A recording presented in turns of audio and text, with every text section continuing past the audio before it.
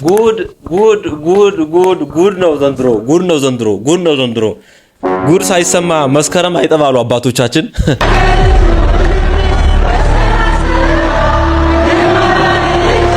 ሀገራዊ የምክክር ኮሚሽን ብላችሁ አይደል ይዛችሁ የመጣችሁት? ስለዚህ ጉዳዩ እኛንም ይመለከተናል። ትናንት እኮ በእንግድነት ተቀብላ ባበላችሁ ባጎረሰችሁ እኮ በእንግድነት እኮ ነው ትናንት የተቀበሉት። የኢትዮጵያ ዘመን አቆጣጠር ዓመተ ምህረት መባሉ እኛን አይወክልም፣ እኛ አንቀበልም የምትሉ ከሆነ ሀገሪቱን ለቃችሁ ውጡ። ዓመተ ምህረት የሚለው ካላንደር ካልተመቻችሁ ሊቭ ኢትዮጵያን ለቀ በሂጅራ ወደሚቆጥሩት መሄድ ነው። የኢትዮጵያ ሀገራዊ ምክክር ጉባኤ የወሰናቸው ውሳኔዎች ብዙ ኢትዮጵያውያንን አስደንግጧል። በጣም ያልተጠበቁ ለማመን የሚከብዱ ውሳኔዎችን ያለመደብኝን ኮፍያ አድርጌ ለማመን የሚከብዱ ውሳኔዎችን አስተላልፏል። በስላሴ ስም ዓመተ ምህረት ለምንድን ነው ይህን ያክል የዲያብሎስ አገልጋይ የኢሉሚናት ልጆች ወንድሞቻችን ኢትዮጵያውያንም ሐሳብ አስተያየታቸው የሰጡ አሉ። እነሱንም አቀርብላችኋለሁ። ዶክተር ሮዳስ በኢትዮጵያ ዘመን አቆጣጠር በጣም ተጠያቂ የሆነው መምህራችንም የሰጡት ነገር አለ። የኢትዮጵያ ዘመን አቆጣጠር አዲስ ዓመት ከሌላው ተለይቶ ለምንድን ነው መስከረም? ምክንያቱም ሰዎች እየጠየቁ ስለሆነ። መልካም ዘመንን ለመስፈር ዘመንን ለመቁጠር በጣም ወቅታዊ ጉዳዮች ናቸው። ውድ ቤተሰቦቼ አብረን እንመለከታቸዋለን። ሌላኛው በጣም አሳዛኝ የሆነ ወቅታዊ ዜና አለን። በሶማሌ ክልል ጅጅጋ ከተማ ላይ የመድኃኔዓለም ቤተክርስቲያን ላይ የደረሰው ነገር ተመልከቱ። እንዴት ጉልላቱን ቀጥቅጦ እንደሚጥለው ተመልከቱ። በዚህ ጉዳይ የሶማሌ ክልል ሀገረ ስብከት የሰጠው መግለጫ እንዲሁም ይህንን ቪዲዮ ጉልላቱን በእንጨት እየመታስ ወደዳችሁም ጠላችሁም ፍርድ ይዘገይ ይሆናል እንጂ ይመጣል ሲጥሉ ያለውን ቪዲዮ ይዤላችሁ መጥቻለሁ። ትክክለኛው መረጃ እናያለን። አጠር ያለች ቪዲዮ ናት። እነዚህ ወቅታዊ ጉዳዮች ነው የምንመለከተው። ቪዲዮ ላይክ እያደረጋችሁ ጀምሩ። እስቲ በዚህ ቪዲዮ እንጀምር። ኦርቶዶክሳውያን ወንድሞቻችን እህቶቻችን ጾመ ፍልሰታ ለማርያምን እንኳን ጾመ ልጓሙን ፈታላችሁ። በዕለተ ኪዳነ ምህረት በረከት ማለቴ ነው።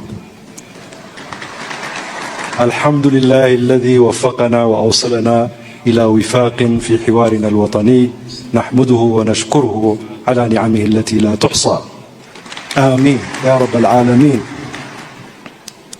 ወንድሞቼ እህቶቼ ወንጌላውያን ሃሌሉያ እንበል። አቦቲ ዋቄፈና አባ ገዶት ሃደ ስንቄ ኡመተ አዳ ባየ ገመን ወሉማን ገመን ኑጅራዳ ጀባዳ ኡልፋዳ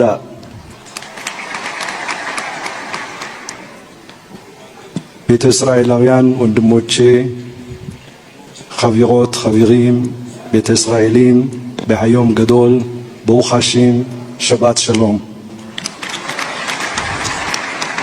ንግግራቸው ጥሩ ነው እንዳያችሁትና ጥሩ መተው መጨረሻ ላይ አበላሹት። ይሄን ተመልከቱልኝ ይሄን ቪዲዮ።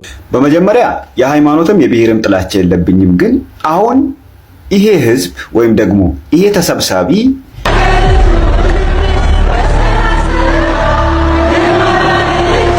በተለይ ደግሞ ኮሚሽኑ ለሚያነሳቸው ሃይማኖታዊ ኢሹዎች ምን ያህል ገለልተኛ ሆኖ ሊወያይና ውሳኔ ሊሰጥ ይችላል የሚለው ነገር ጥያቄ ውስጥ የሚገባ አይመስላችሁም? ያ አካባቢ ከየትኛውም ነገር ከሃይማኖትም ከፖለቲካም ጣልቃ ገብነት ነፃ ነው ብሎ ያስቀምጣሉ፣ ገለልተኛ ነው ብሎ ያስቀምጣሉ። በኋላም ላይ ግን ተሰብሳቢዎቹ በዚህ መልኩ የአንድ ሃይማኖት ስርዓት ሲያከናውኑ እናያለን። ስለዚህ እነዚህ ተሰብሳቢዎች በተለይ ደግሞ የፖለቲካ ኢሹዎችን ትተን የሃይማኖት ኢሹዎች ላይ ምን ያህል ገለልተኛና ነፃ ሆነው በሃይማኖታዊ ጉዳዮች ላይ ሊወያዩ ይችላሉ የሚለውን ነገር ጥያቄ ውስጥ የሚያስገባ አይመስላችሁ? ጣረ ሁላችንንም ነው ጥያቄ ውስጥ የከተተው ወንድም።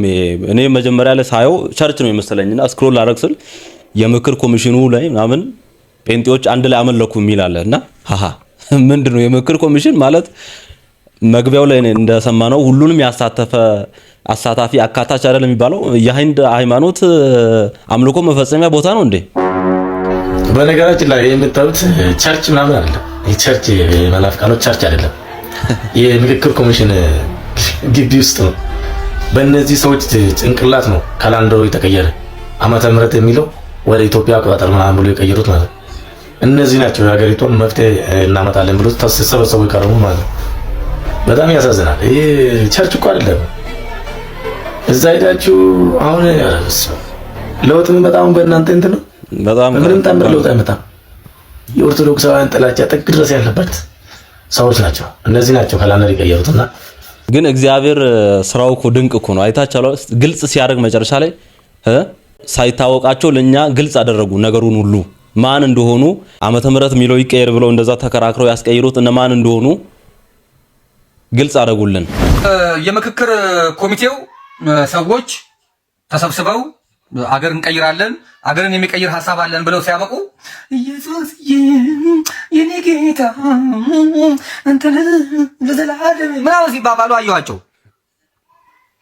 ተለቅ ያሉ እማማዎች ናቸው። እኔ እንደዚህ ምን ተመካክረው አገር እንደሚቀይሩ እኔ አላቅም። የተማረ ሰው ማን ያስጠጋዋል? እዛ ጋር ማንም አያስጠጋውም። አሮጊቶች ለቀሮጊቶች ባሎቻቸውን አቃጥለው ድፍት ያደርጉ ናቸው መሰለኝ። አምጥተውልህ እዛ ጋር እንዳጴንጤ ነው ሃሌሉያ ኢየሱስዬ ምናምን ይላሉ። የዘመናት ጥያቄያችን ተመልሷል።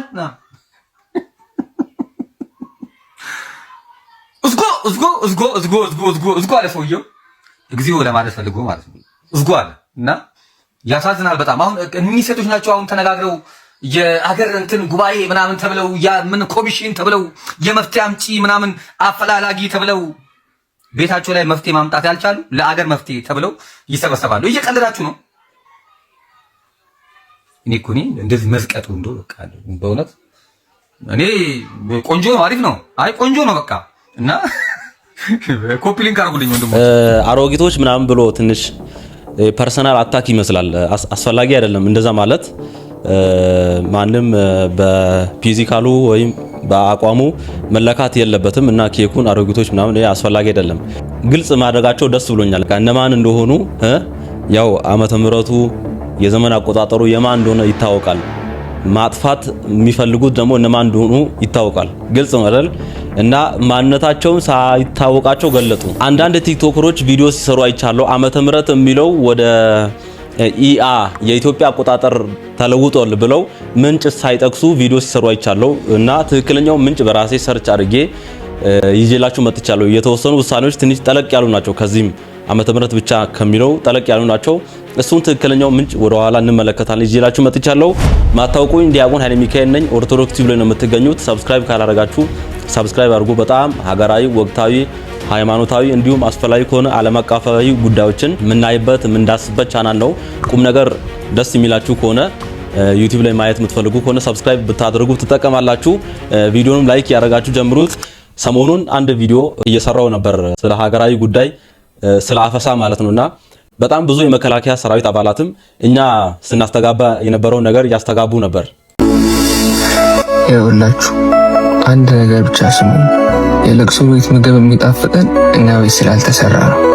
በየትኛውም የእርስ በርስ ጦርነት ውስጥ ማሸነፍ የለም፣ ድል የለም። ያለው ነገር ቢሆን የእናቶች ሲቃ፣ የህፃናቶች ለቅሶ እንጂ። ስለዚህ አለማወቅም ይሁን ማወቅም ይሁን ብታምኑም ባታምኑም የሚበጀን ሰላምና ፍቅር ነው። እባካችሁ ተው በማለት በአፈሳ ዙሪያ በሰራቸው በሁለቱም ቪዲዮቼ በጣም ብዙ ታይተዋል። በጣም ብዙዎቻችሁም ኮሜንት ላይ ብዙ ሐሳቦችን ስታንሸራሽሩ ነበር። በጣም ደስ ይላል እንዲህ መወያየታችን ማውራታችን። ይሄንን ነው እኛም እያልን ያለ ነው። መጨረሻው ያው የደሃን ልጅ ማስበላት ስለሆነ ምንም አይጠቅም ጦርነት። ኢትዮጵያዊ ደግ ነው የሚለው ተረት በዓለም አደባባይ አብቅቶለታል። ጭንብላችን ወልቋል። ክፋታችን ከአድማስ ተሻግሮ ታይቷል። ለእናቴ አንድ ነኝ አትግደለኝ እያለ እየለመነ በሰው ሀገር ላይቭ ላይ ሲታረዳየ 97% አማኝ ያለባት የምትባለው ኢትዮጵያ እንዴት ሰብአዊነታችን ዜሮ ገባ? እንዴት አውሬነት ውስጣችን ሰለጠነ? ሻሸመኔ ላይ የጀመርነው ጭካኔ ዛሬ ዓለምን አሳፈረ። የሃይማኖት አባቶች የህንፃ ግንባታ ፉክክሩ ይብቃ። በቢሊዮን ብር ድንጋይ ከመደራረብ በፊት መጀመሪያ ሰው እንድንሆን አስተምሩን። የድንጋይ ህንፃዎች ሞልተዋል። የሰውነት ህንፃ ግን ቀን በቀን እየፈረሰ ነው። ደም ማየት የማይዘገንነው ትውልድ እያፈራን ነው። ዛሬ ቆም ብለን ካልጠየቅ የነገው ታራጅ አንተ ወይም እኔ ነን። መጀመሪያ ሰው ካልሆን እውነተኛ አማኝ መሆን አንችልም። እውነተኛ ደግ ህዝቦች ነን። ችግራችን አውቀን መፍትሄ እንፈልግ ወይስ በሽፍንፍን እያስመሰልን መመጻደቁን እንቀጥልበት? በሐቀኝነት ኮሜንት ላይ እንወያይበት። መመጻደቅ የትም አያደርሰንም። መመጻደቅ የትም አያደርሰንም። እውነታውን አድሚት አድርገን እውነታውን ተቀብለን ለማሻሻል ብንነሳ ብንሰራ ጥኑ ነው። ኢትዮጵያ ቅዱሳን ነን እንዲህ ነን ብላ ከዓለም ሁሉ የተለየን ህዝቦች ነን 97% ሃይማኖተኛ ህዝብ ምናምን በፍጹም እንዲህ ያለን ራሳችንን ባንሸውድና እውነታውን ተቀብለን ኢትዮጵያ ውስጥ የሚሰሩ ክፋቶችን ጭካኔዎችን ምናምን እናውቃለን። እነሱ ለመለወጥ ብንሰራ አብረን ብንሰራ ጥሩ ነው ባይነኝ እና ከጭካኔዎች መሃል በጣም ከአሳፋሪ ስራዎች መሃል አንዱ ይኸው ሰሞኑን ተመልከቱ እንዴት ጉልላቱን ቀጥቅጦ እንደሚጠለው ተመልከቱ። እንዴ የሃይማኖት እኩልነት ባለበት ሀገር ላይ ያውን በጅጅጋ በጣም ብዙ መመን ባለበት ሀገር ላይ ምን አይነት ድፍረት ነው? እንደዚህ ላይ ተሰቅሎ ጉልላቱን መስቀሉን እንደዚህ በጭካኔ እንደዚህ ቀጥቅጦ እስከመጣል ደረጃ በጣም ያሳዝናል። የመድኃኔዓለም ቤተክርስቲያን ነው። ይህንን ቪዲዮ ሼር፣ ኮፒ ሊንክ እያደረጋችሁ ለጅጅጋ ሀገረ ስብከት እስከሚደርሰው ገርማችሁ ነገር ጉልላት የማን ምሳሌ እንደሆነ ታውቃላችሁ? ቤተክርስቲያን አናት ላይ የሚቀመጠው የኢየሱስ ክርስቶስ ምሳሌ ነው። ኢየሱስ ክርስቶስን ቀጥቅጠ መሬት ላይ እንደ ጣልክ ነው የሚቆጠረው። ይሄ በጣም ትልቅ ቅስፈት፣ ሀገር ላይ ቅስፈት የሚያመጣ ስራ ነው። ቪዲዮን እስቲ በደንብ እስቲ እንይ።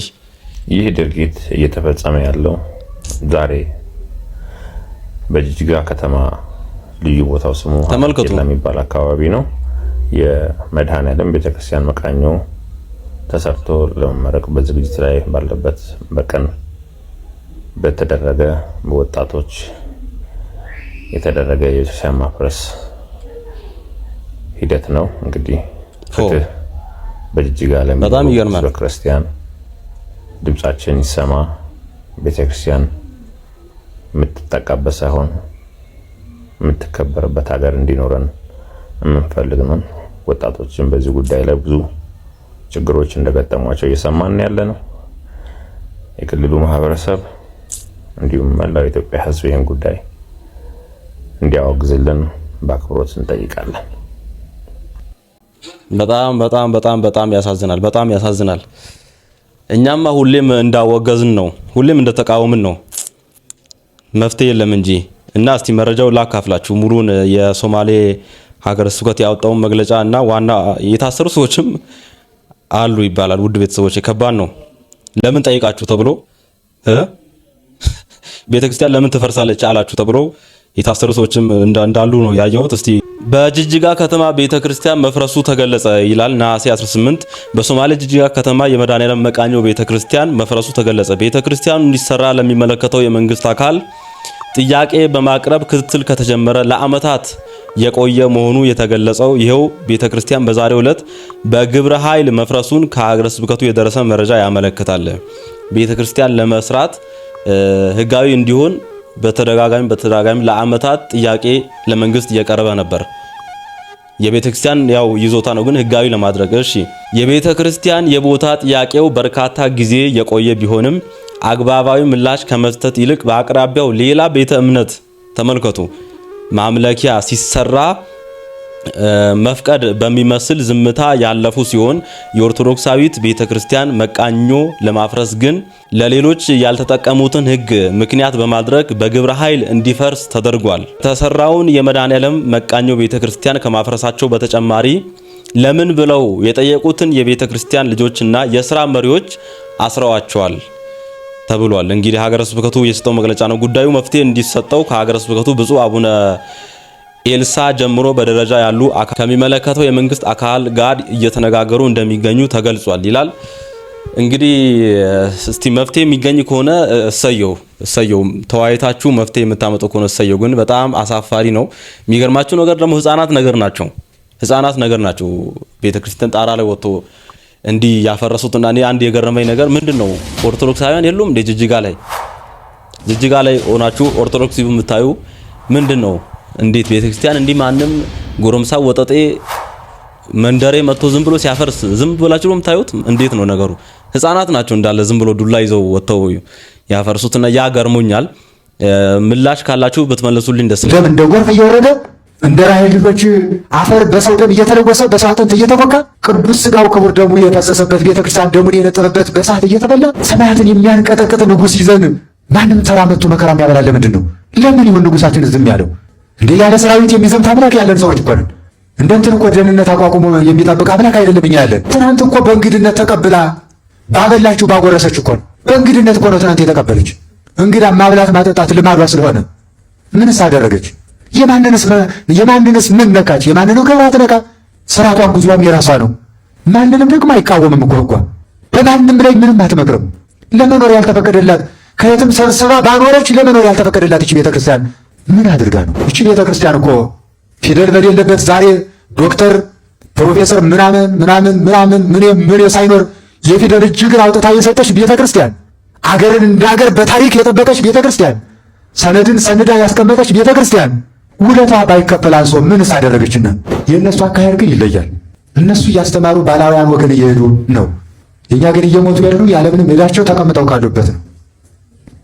ሰው እንደ በግ እየተያዘ ይታረዳላት። ታዲያ ይቺ ቤተክርስቲያን ተቀብላ ያበላሽ ቤተክርስቲያን፣ ተቀብላ ያጠጣሽ ቤተክርስቲያን፣ ሀገር ሰጥታ ቤት ሰጥታ ያኖረሽ ቤተክርስቲያን እንዴ ከአምላኳ ውጭ ሌላ መልእክት ተልኮ የሌላት ቤተክርስቲያን አምላኳም እንጂ ሰውን እሙባት በሰው ላይ ወለቱባት ሳይሆን ለሚገድሏችሁ ጸልዩ፣ የሚጠሏችሁን ውደዱ፣ የሚረግሟችሁን መርቁ ብሎ አውጆላት መመሪያ አስቀምጦላት ሄደ ቤተክርስቲያን። ሊቀ ካህናትና ንጉሥ መስዋዕት ባንድ ላይ የሚከናወኑባት ይቺ ቤተክርስቲያን ምን አደረገች? በጣም ያሳዝናል። ምን አደረገች? በእንግድነት ተቀብላ በገዛ ሀገሯ ትሰደዳለች። ይሄ ተአምር እኮ ነው። እግዚአብሔርን ይሄ ተአምር ነው። እስቲ ሳውዲ ሂዱ፣ እስቲ ወደ አረቡ ዓለም ሂዱ። በእነሱ ህግ በእነሱ ስርዓት ውስጥ ነው የምትኖረው። ተገዝተ ወደዳችሁም ጠላችሁም ፍርድ ይዘገይ ይሆናል እንጂ ይመጣል። እግዚአብሔር ተከፋ። ለምን? ፍርድ ስለሌለ። እውነት አደባባይ ላይ ወድቋል። ፍርድ የለም። ከፋው። እግዚአብሔር ፈራጅ ነው። እግዚአብሔር ይፈርዳል። ከዚህ ውጭ ምንም አንልም። ብቻ እስቲ የሀገረ ስብከቱ ሊቀ ጳጳስ አቡነ ኤልሳም ሌሎችም መፍትሄ ያመጣሉ ብለን ተስፋ እናደርጋለን። እንግዲህ እኛም ሚዲያ ላይ ያው ድምጽ መሆን ነው የምንችለው። ተመካክራችሁ ዓመተ ምህረት አያስፈልግም ያላችሁ ሁሉ በህይወታችሁ ዓመተ ፍዳ ሳይሆን በፊት ምህረቱን ተቀበሉ። እኛ ግን እያንዳንዱ ቀን የምንኖረው በኢየሱስ ሞትና ትንሣኤ በተገለጠ ምህረት ነውና ዓመተ ምህረት እንላለን። እንኳን ለነሐሴ 19 2018 ዓመተ ምህረት አደረሳችሁ። እሺ ይኸውና ዋናው ጉዳይ ጋር ደርሰናል። እንግዲህ ዓመተ ምህረት የሚለው ይቀየር ግን ደስ አይልም ማለት ምን ነካችሁ? ዓመተ ምህረት የምህረት ዓመት ማለት ደስ የሚል ነገር እኮ ነው። የሆነ አንድ ነገር ልቀይር ስትሉ ሳይመቻችሁ ሲቀር የሚያስጠላ ነገር ከሆነ አይደል? ምን ሆነ ዓመተ ምህረት የሚለው ፈረስት ኦፍ ኦል ብቻ ይቀየር ብለው ዓመተ ምህረት ይቀየር በሚለው ስምምነት ላይ መደረሱ ተነገረም። ዓመተ ምህረት ወይንም ዓመ የሚለው የዘመን አቆጣጠር የኢትዮጵያ አቆጣጠር ወይንም ኢአ እንዲባል ስምምነት ላይ መደረሱ ተነግሯል። ዓመተ ምህረት የሚለው የዘመን አቆጣጠር እንዲቀየር የተለያዩ ምክረ ሀሳቦች ሲቀርቡ የነበረ ሲሆን ለ4000 ጉባኤተኞች ተነቦም የምክክር ኮሚሽኑ በተረከበው ሰነድ ዓመተ ምህረት የሚለው ቀርቶ የኢትዮጵያ አቆጣጠር እንዲባል ከስምምነት መደረሱን ተመካካሪዎች ገልጸዋል። በተጨማሪም ሂጅራ እንደ ካላንደር ይካተት ተብሎ መያዙም ተገልጿል። ስምምነቱን እንዴት አያችሁት? ሀሳብ አስተያየታችሁን ኮሜንት ላይ ያካፍሉን። ለተጨማሪ አዳዲስና ወቅታዊ መረጃዎች ፎሎ ማድረግ እንዳትረሱ። ዓመተ ምህረት ይቀየር በሚለው ስምምነት ላይ መደረሱ ተነገረም። ከዚህ ይልቅ ጦርነት ብታስቆሙ አይሻልም? የሰው ልጅ እንደ ቅጠል ከሚረግፈው። ደግሞ መረሳት የሌለበት የአገሩ ጌታ ኦርቶዶክሳውያን ነው እንጂ ሌሎቹ አይደሉም። ሌሎቹ መጣው በእንግድነት። ለነገሩ እንግዳ ሲቆይ ቤቱ ይመስለዋል የሚባለው ይሄ ነው ማሳያው። እውነትሽ ነው እህቴ፣ እንግዳ ሲቆይ ቤቱ ይመስለዋል። አይ በገዛ ሀገራችን ቅድም ብያቸዋለሁ። ስህተት ይሁን ውድ ቤተሰቦች መቀበላችን እንግዳ ተቀባይ ምናምን ብለን እጃችን ዘርግተን መቀበላችን እኛው አስገብተን እኛ ላይ ነገሱና ጭራሽ ዘመን አቆጣጠራችሁን ቀይሩ። ዓመተ ምህረት ለምን እንደተባለ ያውቃሉ? ግን ዓመተ ፍዳ ዓመተ ኩነኔ በክርስቶስ ስለጠፋልን እነ ንቅሉ ዓመተ ምህረት የሚባለውን የካላንደር አቆጣጠር አንቀበልም፣ ዓመተ ምህረት እኛን አይወክልም እያሉ ይገኛሉ። እነ ፍልፍሉም እንደዚሁ አንቀበልም እያሉ ይገኛሉ። ካልተቀበላችሁ ዓመተ ምህረት የሚለው አቆጣጠር ካልተመቻችሁ ወደ መጣችሁበት መመለስ ነው። ይሄ ኢትዮጵያ ነው ያለ ነው። ኢትዮጵያ የክርስቲያን ደሴት ነች። አንድ የሚያደርገን ታሪክ አለ። አንድ በሚያደርጉን ታሪኮች ላይ አብረን እንቀጥላለን። አንድ የማታደርገን እምነት አለች። እምነታችን የግላችን ነው፣ ይዘን እንቀጥላለን። ኢትዮጵያ የምትባለው ሀገር ግን ማንም ሳይኖር እኛ ነበርን። ማንም ሳይኖር የእግዚአብሔር ምድር የእግዚአብሔር አገረ እግዚአብሔር ተብላ ትታወቅ ነበረ። ከአዳም ዘመን ጀምሮ እስከ ኖህ ድረስ፣ ከኖህ ቀጥሎ እስከ አባቶቻችን እስከነ ዮቶር ድረስ፣ እስከነ ኦባብ ድረስ፣ ኋላም እስከ ንግስት ሳባ ድረስ። ስለዚህ ዓመተ ምሕረት የሚለው ካላንደር ካልተመቻችሁ ሊቭ ኢትዮጵያን ለቀህ በሂጅራ ወደሚቆጥሩት መሄድ ነው። ይሄ ኢትዮጵያ ነው። ጮቤ እየረገጡ ነው። ውድ ቤተሰቦቼ ለዘመናት ስንጠይቅ የነበረው ነገር ምላሽ ተሰጠ። አሸነፍን እያሉ ጭፈራው ደርቷል። አቅም እንዳይኖረን ተደርገን ስለተሰበርን ምንም ማድረግ አንችልም። እዛ ላይ ደግሞ የኦርቶዶክስ አባቶች አሉ እኮ ባይዘ ምክር ኮሚሽኑ ላይ አይ አባቶች እንበላቸው ወይስ ቀጥረኛ ፖለቲከኞች እንበላቸው? ለማንኛውም ያው እዛው እነሱም አጨብጭበው ወጡ። ያው ምን አቅም አላቸው? የተቃወሙም አይመስለኝም በእርግጠኝነት እዛ መሃል። በስላሴ ስም ዓመተ ምሕረትን ለምንድን ነው ይህን ያክል የዲያብሎስ አገልጋይ የኢሉሚናት ልጆች የአውሮፓና የአሜሪካ የሐረብ ገረዶች የጠሉት? ጌታችን አምላካችን መድኃኒታችን ኢየሱስ ክርስቶስ ከሰማይ ሰማያት ወርዶ ከቅድስት ድንግል ማርያም ሰው ሆኖ በመስቀል ላይ ሞታችንን በሞቱ አስወግዶ ከዘላለም ባርነት ከዲያብሎስ እስራት ነፃ ስላወጣን ነው። የዲያብሎስን ስራ ሊያፈርስ የእግዚአብሔር ልጅ ተገለጠ። የዲያብሎስ ስራ የፈረሰበት ዓመተ ምሕረትን የኢትዮጵያ ኦርቶዶክስ ተዋሕዶ ቤተክርስቲያን 2000 ዓመት ሙሉ ቀጥ አድርጋ ይዛ እስከ ዛሬ ድረስ አድርሳልናለች። ያንን ያንገበግበው ያቃጥለው ነበር። በደርቡሽም በጣሊያንም ላይ በካቶሊካውያን በፖርቱጊዝ ጊዜ ኢትዮጵያን እንረዳለን ብለው በመጡት ቀሳጭ በሆኑ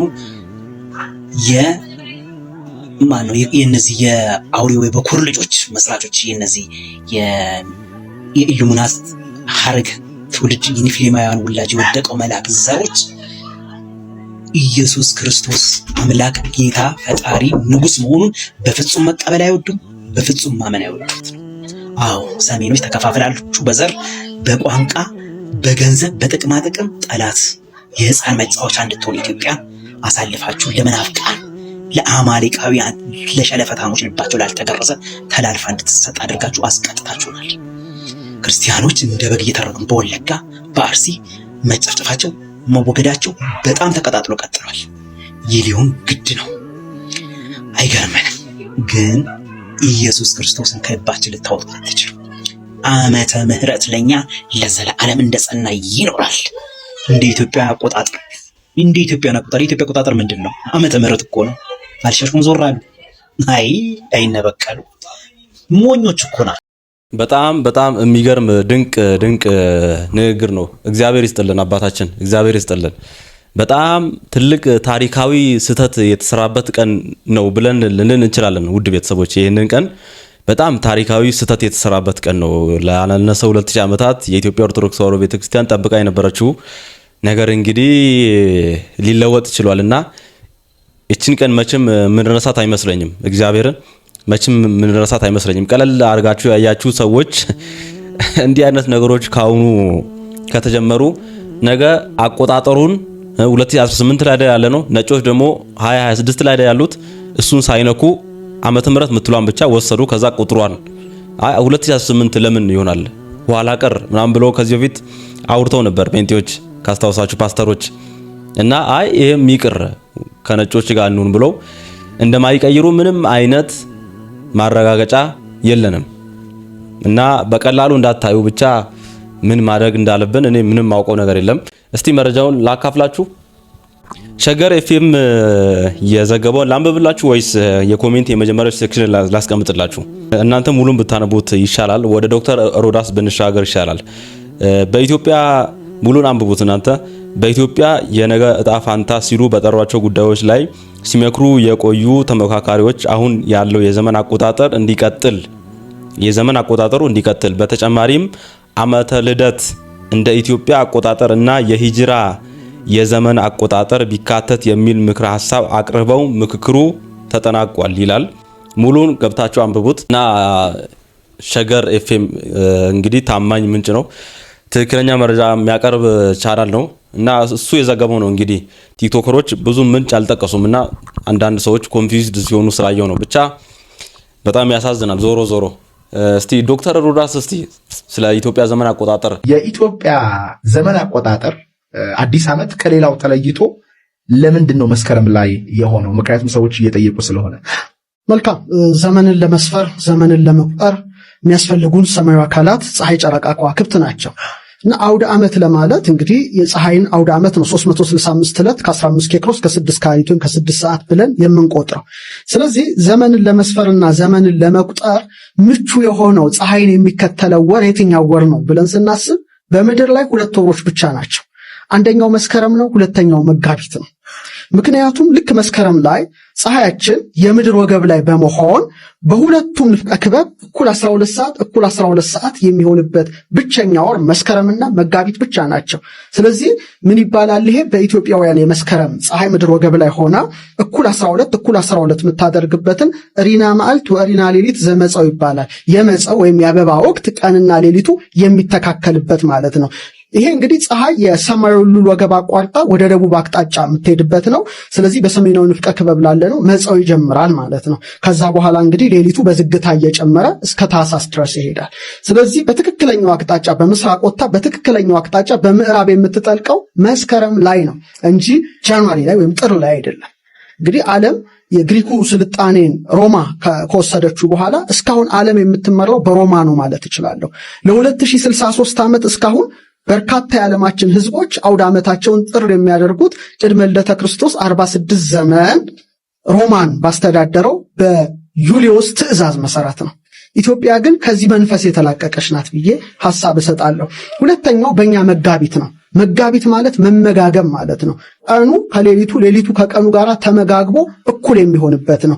ልክ በተመሳሳይ መልኩ በ182 ቀን አንዴ ፀሐይ ምድር ወገብ ላይ ሆና እኩል 12 ይሆናል። ስለዚህ አንደኛው መስከረም ነው፣ ሁለተኛው መጋቢት ነው ማለት ነው። ከዚህ በኋላ እንግዲህ መዓልቱ በዝግታ እየጨመረ የሚሄድበት ላይና ሰኔ ላይ ደግሞ የመጨረሻው ደረጃ ከፍ የሚልበት ደረጃ ነው። ስለዚህ የጥንት ስልጡን ህዝቦች ይሄን መዋዕለ ፀሐይ የፀሐይን አካሄድ ጠንቅቀው ስላወቁ አውደ ዓመታቸውን መስከረም ላይ አውደ ዓመታቸውን መጋቢት ላይ ነው ያደረጉት። ያንዳንዷ የምታረጋቸው ነገሮች ሚስጥር የሆነች ቤተክርስቲያን ኩናት በምሳሌ በምክንያታዊነት ምታረግ ቤተክርስቲያን ናት። እንግዲህ ዝም ብላ እንዲሁ በቃ ከዓለም ለየት ለማለት ዓመተ ምሕረቱንም ምኑ ቀኑንም ዝም ብላ አላመጣችውም። እያንዳንዷ ቀመር እያንዳንዷ ስሌት ከተፈጥሮ ጋር ቀጥታ ኮኔክት የሆነ ነገር ነው እና ይሄንን ነው እንቀይር እያሉ ያሉት እና በጣም አንድ ነገር ላስምርላችሁ በእናታችሁ የዛሬ ቪዲዮ ስጨርስ የዘመን አቆጣጠሩም ወደፊት በጣም እሰጋለሁ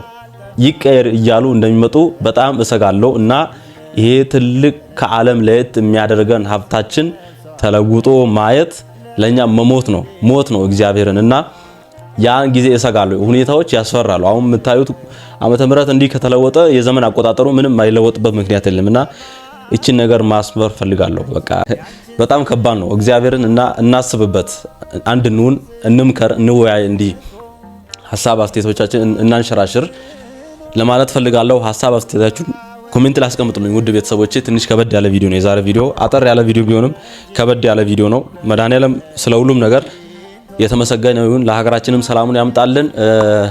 ከዚህ ቀደም የሰራኋቸው ድንቅ የሆኑ ቪዲዮዎችን ለማየት ስክሪኑ ላይ የሚመጡላችሁን ቪዲዮዎች ክሊክ አድርጋችሁ እዛው እንገናኝ።